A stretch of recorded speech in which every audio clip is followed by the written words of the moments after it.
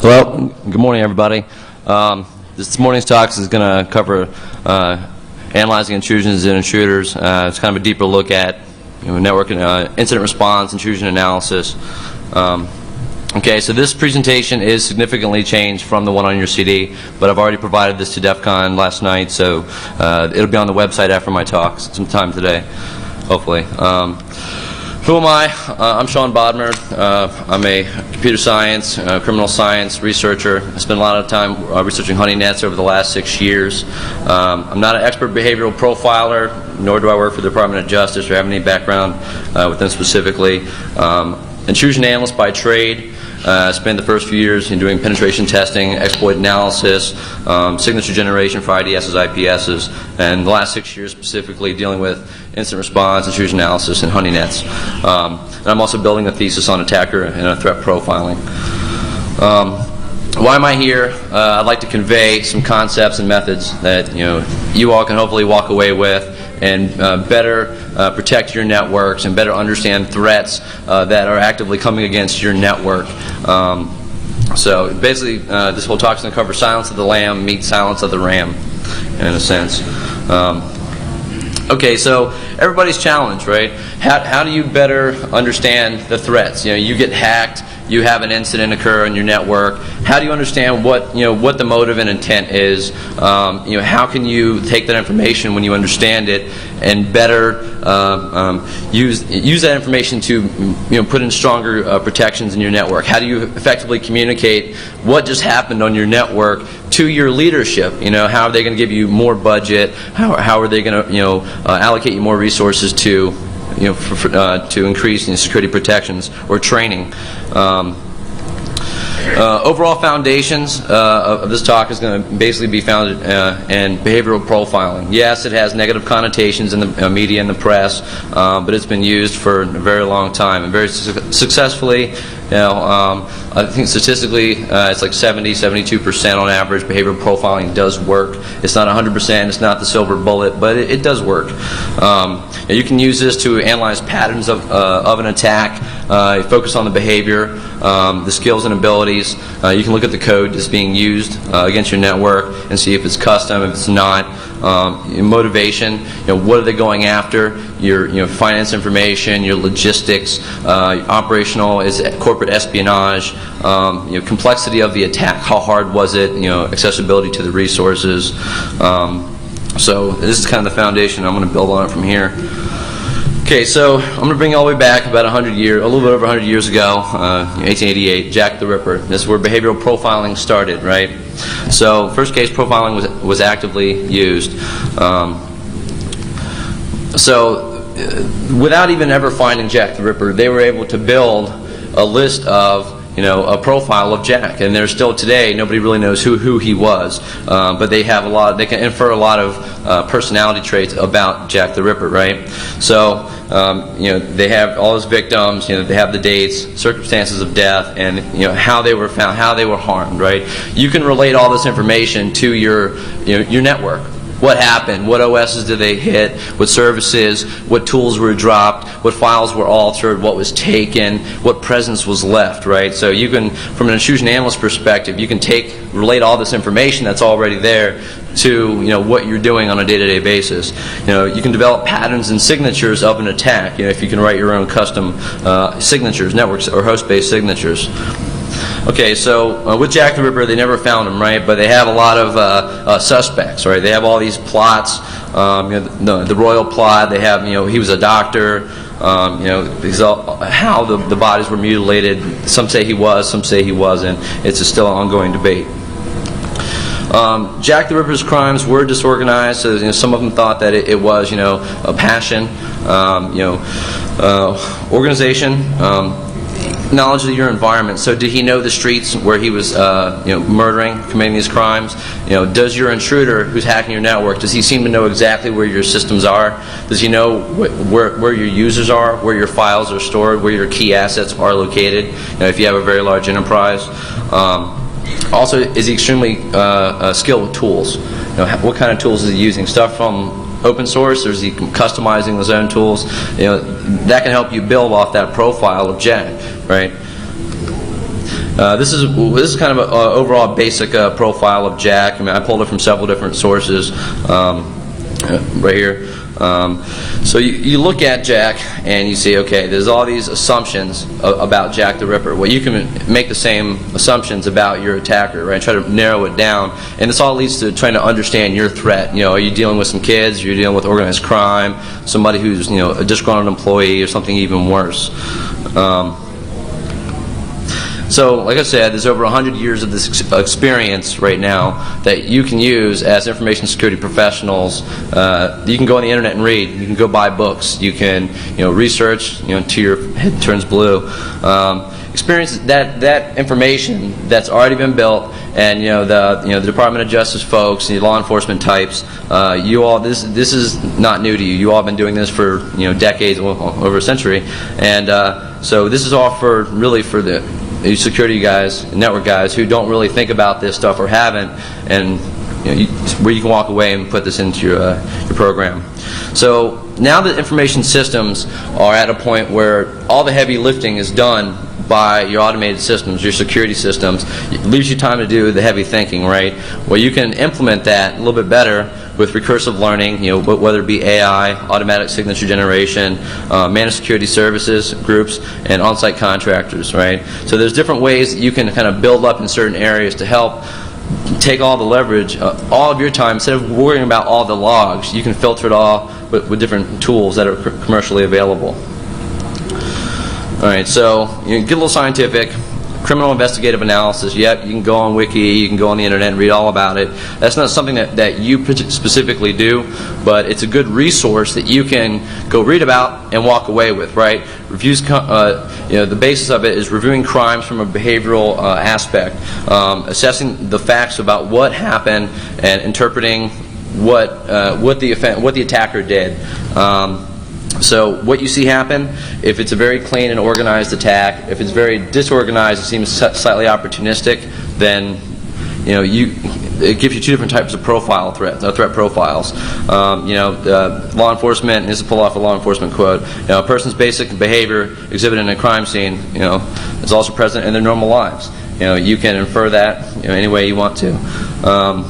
But it will help you determine, especially if you're working in commercial space, it gives you the ability to see what's going on in your attack and go back out and do research on your attackers. Sometimes in code that you do, if you reverse it, you go through the email addresses, IP addresses, specific keywords that you can go back and find a hacker group website or something on the MySpace, somebody's MySpace account that has all their information on just by finding a keyword in the code, right? And that right there allows you to better understand who is coming at you. Okay, so again, a little technical. Threat analysis, threat modeling. This has been around for several years. Common components. You look at potential attacks, weighs in the threats of your network and the risk, right? So if it says vulnerability risk equals a threat, whatever. Analysis.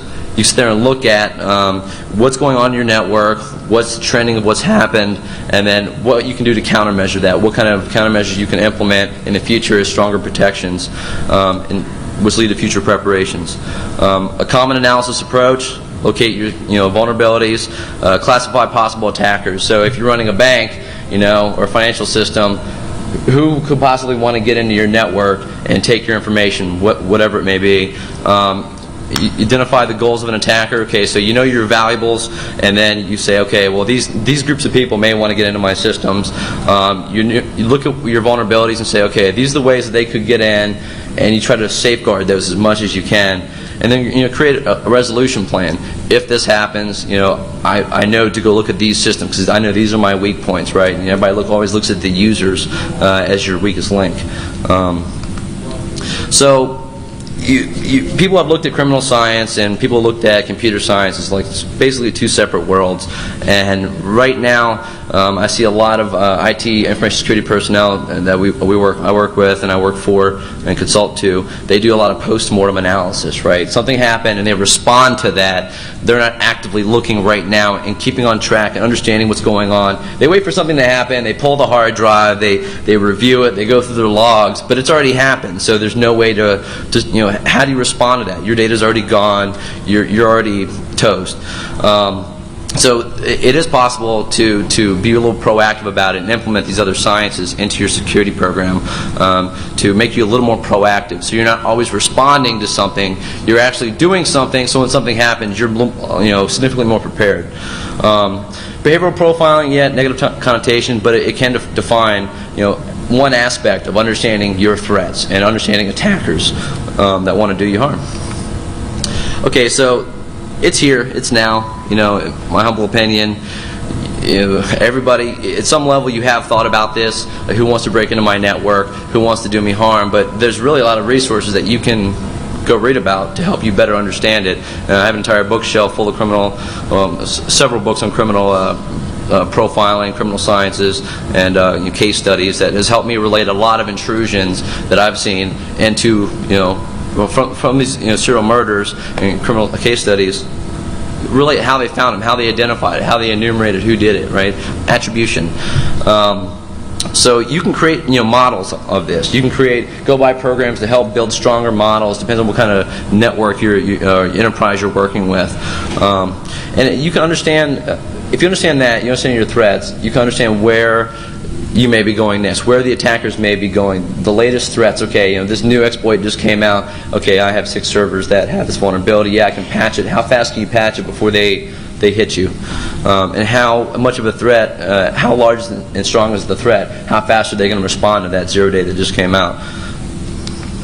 Okay, so you can be Columbo now. You can sit here on your network and think about things that when the power goes out and you're all alone, it'll keep you up at night.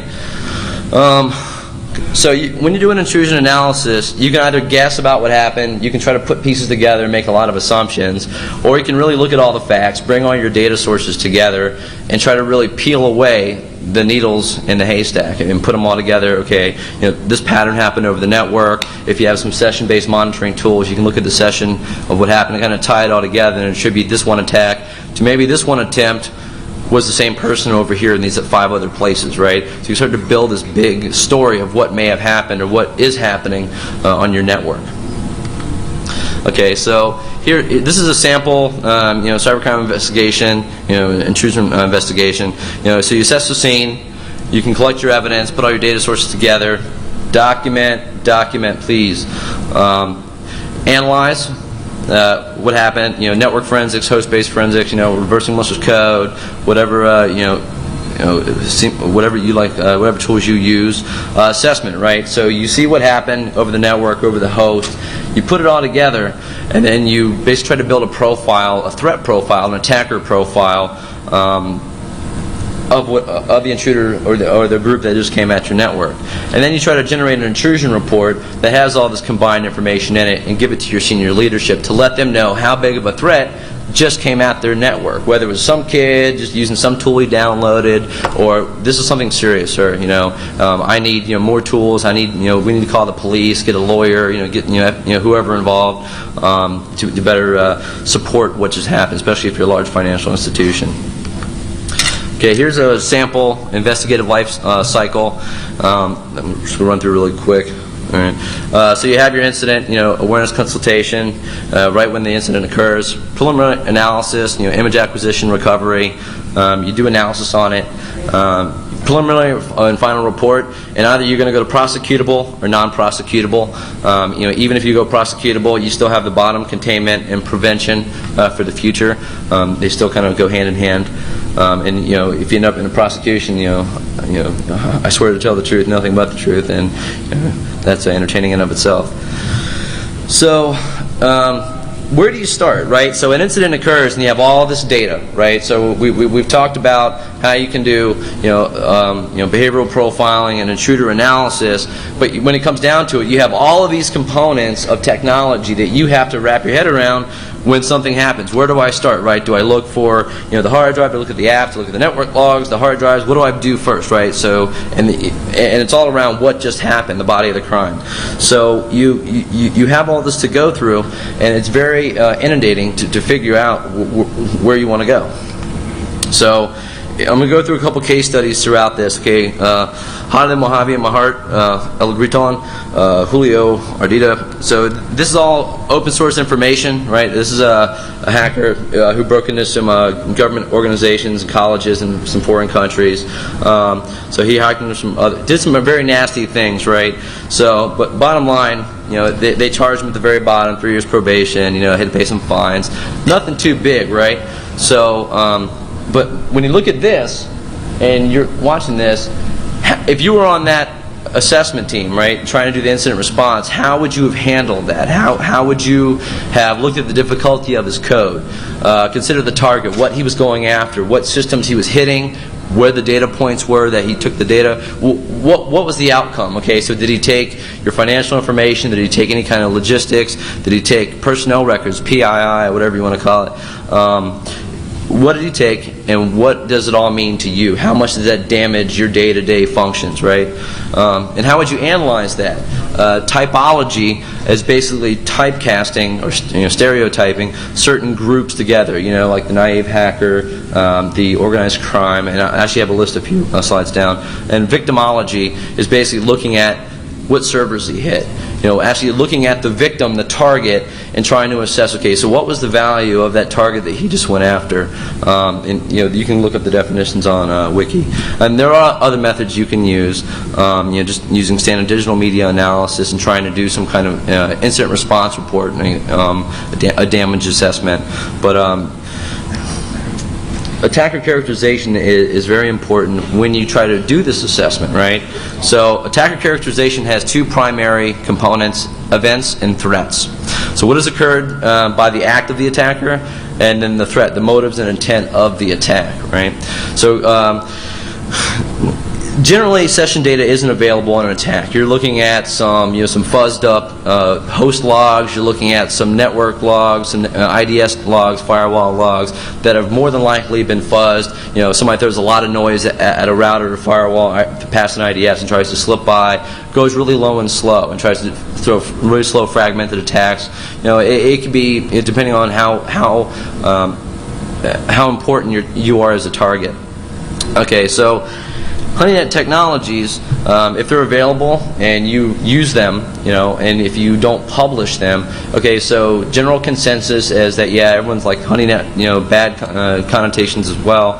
But if you use them and implement them inside your network and don't advertise them publicly, you can use them, right? It gets kind of shady when you go for prosecutable, the prosecutable path. Work with your corporate attorney on that, but you don't have to. If you're not going to do prosecution, you just want to do, you know, protection. You can implement honeypots until your heart's content. Okay, so these are the common. When you talk about typology and breaking your threats down into groups, here's the groups that we use internally for analysis team, and you see it goes all the way down from naive, novice to foreign intelligence, which, you know, depending on what kind of information you're protecting, it can go all the way there. Components of an attacker profile that you can start building, and, you know, we actually have, you know, some broken out forms that we use. So when we, you know, have first hour information, we try to fill all this stuff out. You have motivation, objectives, timelines, resources, risk tolerance, skills and methods, actions, attack organization points, numbers involved in the attack. You may see one attack, but it could be several people involved in that attack. One person scans, one person actually injects, one person runs the shell, one person gets in and pulls the data, one person cleans up. That can happen. It could be one person from cradle to grave, soup to nuts, you know. And knowledge source, right? When I say knowledge source, that again refers to if you're you can have the ability to find out, you know, an email address, an IP address, a keyword that you can go Google or, you know, search for on the internet and find out more about that person or that group, and you can figure out, okay, what are they about? Or do they hate, you know, my company? Is it a former employee? Is it, you know, group working to do, you know, money laundering, or, you know, they want to sell my information on, you know, IRC, whatever it may be. But that's a good information source, is trying to go out and try to find information about that entity or person. Common challenges in attack characterization: the cost. How do you really effectively, you know, convey that to your leadership. Hey, we need this amount of money. In addition to just making sure we have day-to-day operations going to have all this, threat modeling, attacker characterization, all these extra sensors out and running. The personnel, skill, and talent to do analysis on the information, equipment, software, productivity. Most organizations, they don't want to be inundated with all this other additional work that you have to do, this workload, especially IS staff. We have a lot to do on a day-to-day function. Why are we going to spend this extra 2 or 3 hours doing all this analysis and all this extra logs? Well, you can automate a lot of it. And technology, how do you know where to put the equipment? Boundary protections, the continuity of operations of that equipment. You have, depending on what kind of guidelines you're operating under, Sarbanes-Oxley, HIPAA, do you have to store that data? Do you have to have extra backups of that? And what happens if that data dies and you have disaster recovery? Is your leadership going to let you have a whole other hot site or cold site for that? And legal. Most lawyers get really tense and pucker up when you talk about setting up any kind of extra attacker characterization or kind of profiling systems. Depends on how you word it. We talked a lot about implementing the technology, about the concepts of actually performing the work, right? So when you're actually doing the analysis, you want to trace an attack to the insertion point. Right? In your first hour, when you find out something's happened, you try to find the best, that point of entry, right? And try to trace it back, because that first device, like most ISPs, they dump their data in 24 hours. So you have 48 hours to find out where that attack came from before all your data's gone. But that data, even though the source IP doesn't mean too much, it still helps you understand what might be happening, and how, what, who, when, why, and where. It's a big piece of the pie. Acquiring all of your internal assets. If you run a major enterprise that's across several countries or several states across the country, how do you get all those pieces together really quick before the logs are erased or before something gets damaged? Or that attacker, as he's getting out of your network, you don't have access to Texas, your Texas site, whatever it may be, and they're deleting those logs when you're finding out in your Philadelphia office that something just happened. So getting all that information together really quick and storing it, then that's really important. Post-mortem is reactive and not proactive, and if you're not implementing technologies to actively monitor the anomalous behavior, you're fighting a never-ending battle. It's completely uphill, and you're just going to fall down. Data stream cowboy and Coogee. Okay, so 26 days of attacks, 20 days of monitoring. A lot of sniffers. So look at the overall damage, and that's the damage just to the computer systems. That doesn't cover the cost associated with the time, right? It took all the personnel to rebuild all those systems. The information lost, as with case study B, right? There is a undefined monetary number with all that hasn't been ever totaled. If you looked at that and you were trying to define, how bad is this threat? So think you're all on the receiving end of this, and you find out there's all these sniffers loaded on your network. There's all this data going out of your network. Okay, the tools that are running on your network. How good is the code? Is it very custom? Again, is it open source? Common tools. Who would you consider the target? How would you consider it? Right? Would you look at what just happened to you and try to figure out, okay, so what does this all mean? Are they taking, if I'm building like an airplane, are they taking, different pieces of it from different sites to all take it back and build a nice plane for themselves because they're starting up their own airline?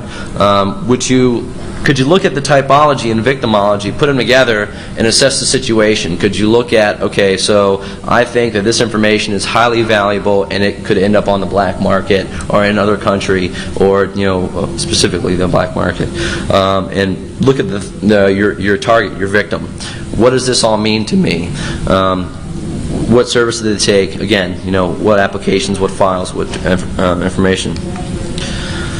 So, giving you a kind of a light run through of when you see an intrusion, how would you kind of look at it, right? So you have this information, and of your attacker. And this is how what I actually use to build profiles of after an intrusion. This is what I do on a day-to-day basis. Gender content analysis. Can you see inside the code? Can you look on the internet and see what if this is male, female? Can you do research on that? I said on the internet. Age, older, younger, middle-aged. Command use, keystroke use. If they're using some really old commands, Windows, Unix, you can infer that they're an older, younger. There's things like that you can use. Sometimes people can be aware that you're doing that and throw you off with some. It could be a young person using older commands. They can do things like that. Typology, methodology, content analysis, looking at the PCAP of the attack, what actually happened in the flows, race, ethnicity. Can you tell if they're from a foreign country? Can you tell if they're local? What region of the country they're from? What part of the world they're from? You can do that. When I talk about command use and keystroke use, and that's relating to honey-nets and honeypots.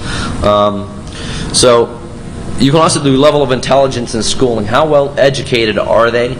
Is your attacker? And that can also mean you can infer from the level of intelligence and schooling what kind of threat you're up against, right? Who wants to do you harm? Whether this person is highly funded and well educated.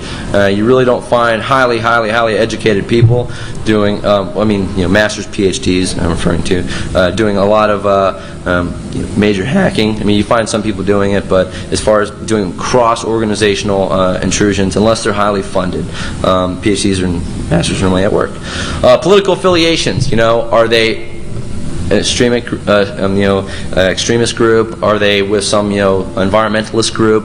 Whatever it may be, there's you can identify that potentially by going out and doing research on the internet, looking at content analysis of what's going on. And external data sources, if you find out that somebody else has been attacked by the same entity, by the same group, you can kind of put your heads together and go, okay, well, we think because our two organizations have these functions that it could be this kind of group coming after both of us. Physical mental health, we've all seen the movie Swordfish, right? So the guy's like, hack into this bank or I'm going to shoot you. Same type of thing. Don't know if you've ever seen that before, but it can happen. And you can also see, are they narcissistic? Do they have any kind of manic depressive, bipolar disorders? What are their patterns of attack? So you want to construct your assessment. You do your triage of the initial incident, your case overview, and your victimology, and you look at the attack. History, hotspots, nature of the information targeted. Again, victim system functionality, vulnerability exploits. Is there any disclosure history on the internet about that attack or that attacker disclosing the attacks? MO, modus operandi, mode of operations, signature, content, patterns. Can you look at any of that in the attack, and can you correlate it across multiples? Utilization of the access. So how often when they got into your network did they use it? Did they get in for a few minutes and just back away? Did they get in and were they so comfortable on your network that they found other user accounts, logged into other users, overnight for hours and hours and hours, logged into multiple locations, and just took all kinds of data and wove it out of your network? Well, how do you look at that, right? How well? And then data transfer technique. Did they just FTP it out? Did they SCP it out? Did they use some kind of encrypted channel out? And that can help you infer the skill level and the motive and intent of your attacker. Logging alteration, deletion techniques. Did they modify the host at all? Did they care to cover their tracks or did they not? How brazen were they? That you can sort of build this information about your attacker, right? It's a little profile. So you analyze session behaviors. Did I copy this one? No, I think I did. Okay, so if there's session data available, you can look at the knowledge of that attacker of your environment. System locations, right?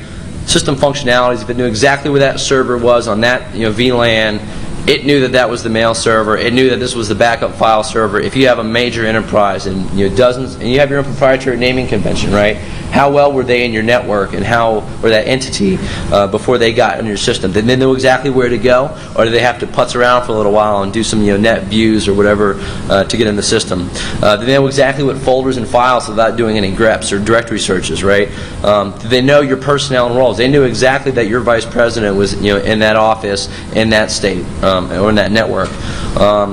Whether the attack is scripted or not, and how often does the attack generate typos. So like, let's say you have a fat finger and you always mess up Q and you're always having to backspace and delete that.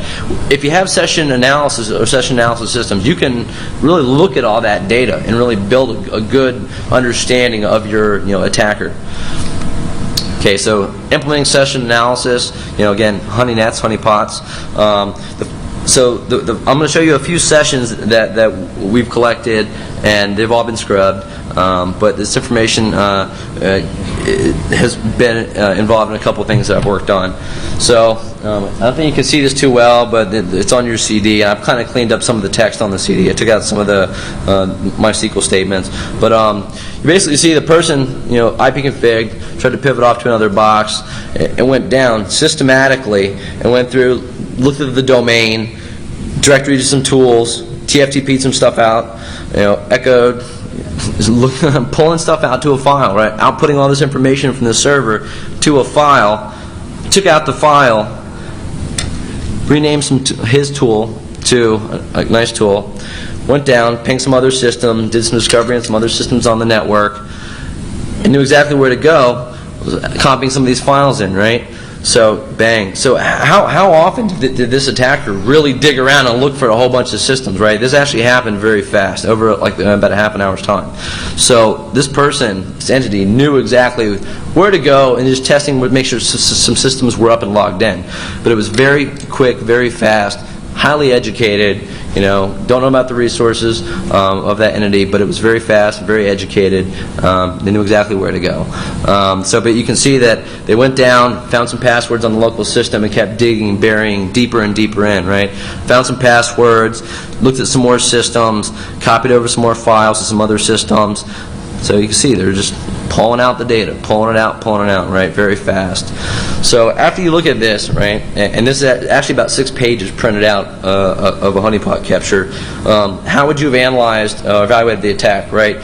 You can look at the network data, and you can look at the signatures created and kind of put them together, and then say, okay, here's the session data, and match all that up and build a very good profile and understanding of your attacker. Was it sophisticated, motivated, targeted, opportunistic, organized, disorganized? It's a good criminal science term. And then automated or live. Was it scripted? Did somebody prepare all this? If somebody prepared this kind of information, this attack very quickly, they have to have an extreme knowledge, very deep knowledge of your internal network, your day-to-day operations. Okay, honeypot capture 2. Okay, so basically the person, this is kind of a pudge around on a DMZ. Somebody was looking around for something. So we see that they're just kind of digging around, looking for something. And they're not really doing too much. They're just trying to do some discovery, and it's not that very long of a capture. Like 2.5 pages. So you can see, and I will say that I actually messed up on this one when I set up my honeypot, and actually left in the recent documents link, I left the little cbec.zip file in there, so they discovered it pretty quick. So don't do that. So they go through and try to dig around the system, dig around for some domains, right? Nothing too fancy, nothing too good, but they did try to pull out some data to an external IP, which is fuzzed. And you can see that they tried to make a lot of noise on the network, try to fill up the IDS logs. So, not too sophisticated. Somebody's poking around for an empty box to pivot off of. Like I said, not too sophisticated, motivated, and they never came back after that. It wasn't very, it looked like opportunistic, not really targeted, because that IP or that presence really hadn't scanned like that or hit that service on that honeypot before. Automated, it was live. There was a live person digging around that network. A script wouldn't have made those kind of faux pas like that and made those typos. So session capture 3, this is actually much shorter, but you can look at it. Somebody's just digging around, looking at a domain they just tried to get into, and this was a web server domain, and hit a server, tried to look for some some documents, recent documents on the system, tried to do some other some good queries, and made a lot of noise on the network. But it wasn't very sophisticated. No, you look around, and they left after a while. And this right here was about an hour of digging around. The session capture 2 was about an hour and a half. So it wasn't on. They never came back. They never did anything more with this system. So it wasn't sophisticated. Wasn't very motivated because they never came back. That person never hit that honeypot again. Didn't really seem targeted. They weren't really specific. They were like kind of widely searching. They weren't searching for anything specific. Seemed kind of disorganized. They didn't know exactly where they're going, what they're going after, and it was live. All the typos. Okay, so Carlos Smack Salgado, right? So here's another hacker. Ended up with large fine, 2.5 years in federal prison. They have about $200,000 in sale of credit cards, right? So if you're an online, financial company, you have threats like this every day. You go on the internet and IRC Underground and find all kinds of credit cards you can buy every day for $1, $10. So if you had been a part of this on the financial side, trying to figure out what was going on in your network, how would you consider the difficulty of what he was doing, right? All this information, was it easily accessible? Maybe a few security controls in place? Would you consider the target? What was he targeting? Okay, credit card information, very easy. Okay, so this is financially based. Is it financially motivated? You consider the outcome. Well, he walked away with all my credit card information, so you can deduce it's probably going to end up on the underground internet. So you can probably get on another box and try to get off on the open internet and try to find your credit cards or any of those numbers out there fishing around. Typology, what type would you have mixed them in of all those common attacker types that I threw out there? Victimology, when you're just doing the assessment on that financial data that was out, you can look at that and, okay, it was e-processing server, all my credit card data was stolen, what app did he get through? You can put all that information together for your official report. I can't go over all the theory. I mentioned some tools. In your toolkit, well, in my toolkit, we use network IDSs, host-based IDSs, firewalls, antivirus, router logs, honeypots and honeynets, host-based analysis, and system event logs. You'd be surprised how many attackers actually forget to delete certain web logs, certain event logs when they're trying to cover their tracks. In order to catch someone crafty, you need to be crafty, right? So, honeypots and honeynets. How many attackers really expect you to deploy a few honeypots inside your network or outside your network? Not many, right? I know in the past few years it's gotten more and more prominent and interesting technologies. More people are starting to look for them, but not as many as they used to. And they still don't look for them. I rarely ever see anybody in any honeypot that I've helped set up look over their shoulder and try to dig for a honeypot, except for that one time because I was stupid enough to leave it in the recent documents folder. So security of resource lies in your ability to be able to use it, right? So you want to make your honeypot look as close to your current environment as possible. Same, host name, naming convention, usernames. Take some fake data or some used data from your network and dump it on that box, right? So when they're doing that directory, grep search, they can find the docs and spreadsheets and PowerPoints and any kind of recent temporary internet files. Make it look like a little realistic, and that's a huge thing. If attacker gets on your honeypot and sees nothing, within the first 5 minutes, they're just going to bounce off and go, there's something not right here, because every box on the network has a whole bunch of data in it. So you really have to make it do something. So honeypots, advantages. You can collect a small amount of data for only what hits it, but everything that comes to it you can infer is completely malicious or suspicious, right? So reduces your false positive rates and helps you correlate. Looking through all the haystack, all you see is needles in a honey net, right? A honey pot. That's all you see. So you can go, okay, I'm seeing this here, and look across your entire enterprise really quick and go, where else am I seeing this? And you can go back and say, okay, have I seen this a week ago, a month ago, a year ago, if you have logs that long, to see how low and slow is this person, right? Catch new attacks, works encrypted, IPv6 environments, right? Easily. Simple concept requiring minimal resources depending on how you deploy them. Disadvantages, limited field of view, and there's a risk. They can, if you set it up incorrectly, they can use your honeypot to attack the rest of your systems or other companies or other countries, whatever it may be. And automation isn't perfect, but if you put some resources into it to buy some commercial tools, it works out a little better. Okay, so many types available. High interaction honeypots, which are full-blown systems. They don't scale too well, but requires a lot of resources, a lot of machines, and a lot of data analysis, because you're really doing host-based analysis, network analysis on full-blown systems. Low interaction systems, they can scale very, very well, but they're a specific purpose, and most of these low interaction honeypots, they don't trick an attacker to actually get in the system. It's just for scanning and early warnings of a network. Okay, so here's a few screenshots of actually the RU OS, which is the latest version of the iteration of the HoneyNet Honeywall. So you can see this is all a sample that was pulled off the off Google Images. But basically, you can see the attacks, the times, process IDs of actually what occurred. The directories, what the person is doing. So all those keystrokes that I showed you would be in the bottom of this window, and you can easily look at really quick. Okay, so what's going on? What process is he using? Where did he come in? You can look at the information, and this is really great, especially if you write your own signatures, which we do a lot of. You can sit there and correlate the time, the event, source IP address, destination, and custom signatures. The signatures related to it. So that builds you a network profile of your attacker.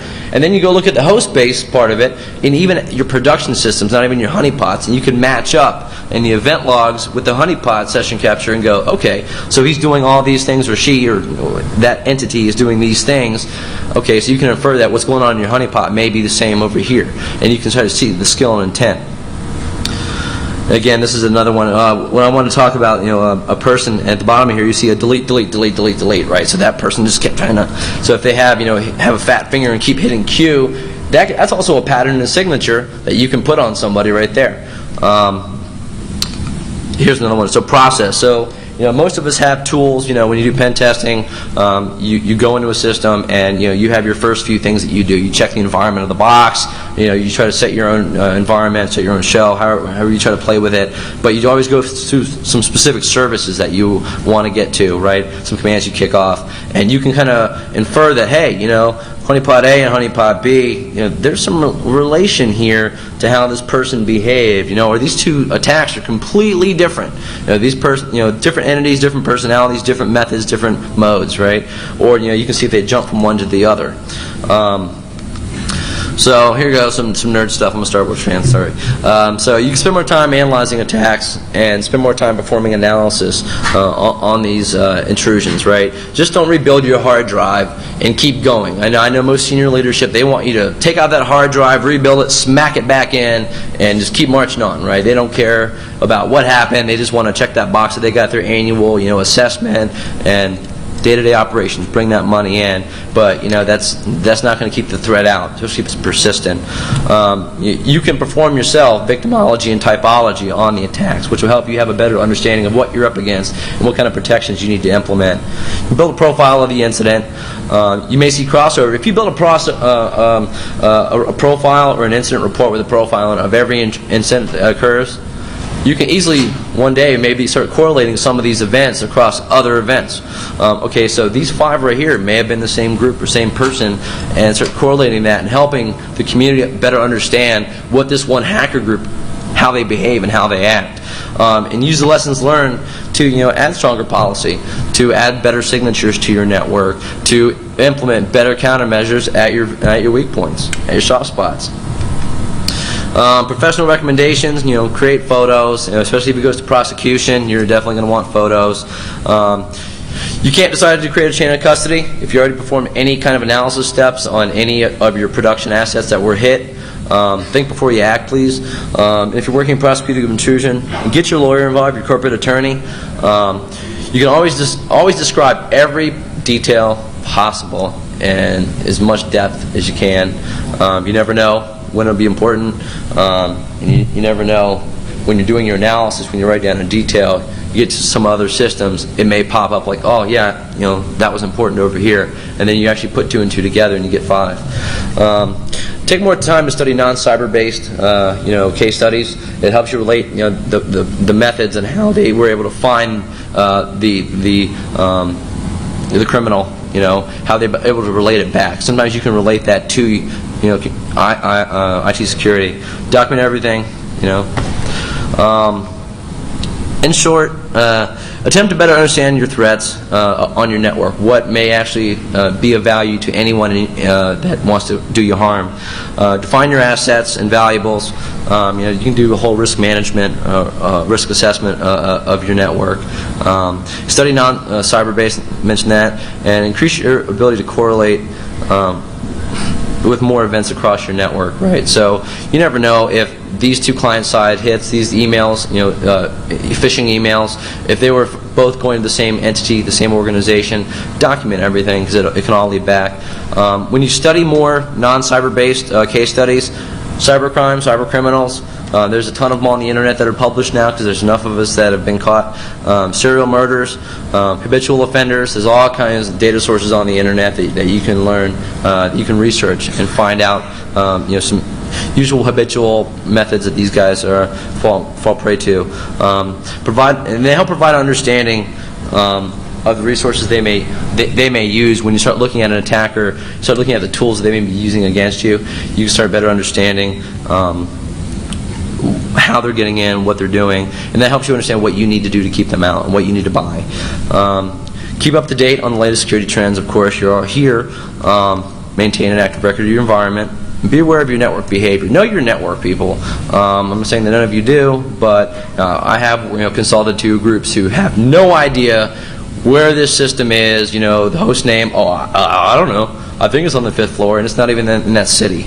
You know, people who don't know, you know, when there's a daily cron job that, you know, transfers a rsync to another database in another site. You know, I didn't know that happened. They thought that was, you know, something going on. You know, just please know your network. That'll help you reduce a lot of problems.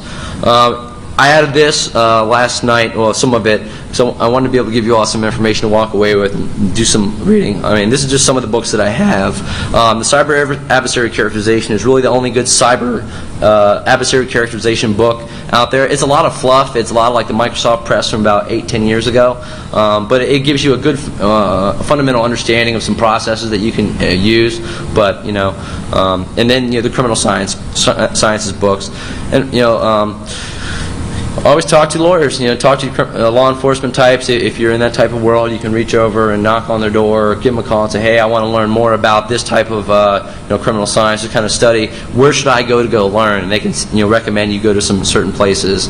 Honeynet.org, CrimeLibrary.com. Very, very good resource for criminal sciences, behavioral profiling, offender profiling. Very good resource. Wikipedia, of course, and it has, you know, several dozen links on each page. Dartmouth University, they have a lot of good stuff too. Yeah, here we go. And I'll close this off with some famous dead guy quotes. You can't go anywhere without those these days, right?